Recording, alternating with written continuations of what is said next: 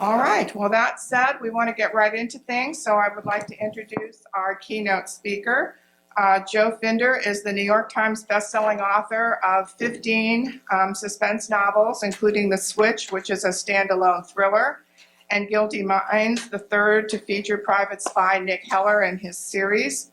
Heller was introduced in Vanished in 2009 and returned in Buried Secrets in 2011.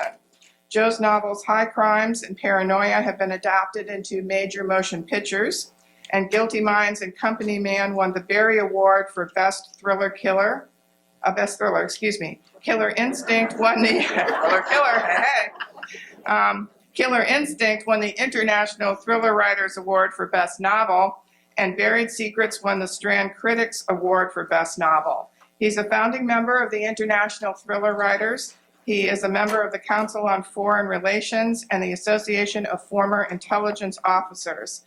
He's a graduate of Yale College and the Harvard Business Research Center for Russian Affairs, and he lives in Boston. Please welcome Joe Finder.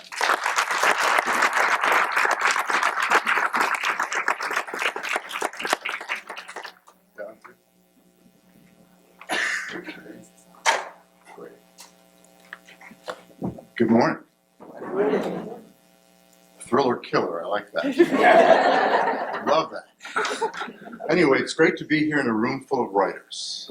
I love writers. I was, a few weeks ago, on book tour for my new book, Judgment. And I got onto the plane at Logan Airport in Boston. And I saw a guy reading one of my books. I thought, do I say something? Do I just act cool? What do I do? And I took my seat, and it turned out I was sitting right behind the guy. He was reading the book. And I stuck my head in between the seats. I said, how's that book? He went,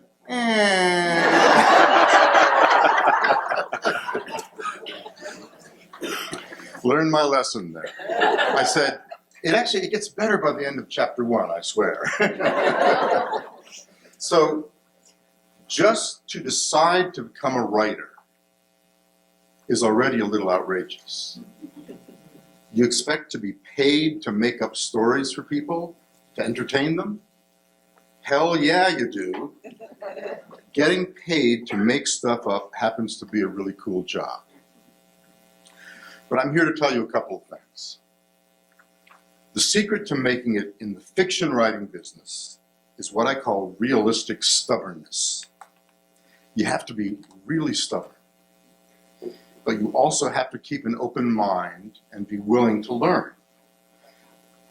The most successful writers are not necessarily the most talented.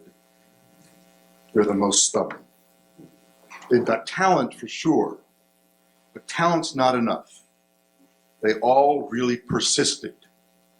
There's a Yiddish word, chutzpah, which means audacity. That's what you need.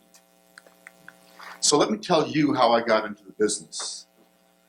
I wanted to be a writer since I was around 10 years old. And I'll tell you how that happened. In fact, many of you know what I'm talking about. You wanted to be a writer since you were a kid. So I used to go to the Albany, New York Public Library, the children's room, and I would take out books, and I got to know the children's librarian. And one day she said to me, hey, there's a series of books you might want to read called the Mushroom Planet books. And I said, okay, and I took the book, and it was the first in the series was called The Wonderful Flight to the Mushroom Planet. And the author was Eleanor Cameron. And it was a story about two boys who met this mysterious old guy on their block who basically taught them how to build a spaceship. And they built a spaceship, and they flew out into outer space, and they discovered a planetoid. And I thought this was the coolest. It was kind of like sci-fi for kids. I thought it was the greatest book.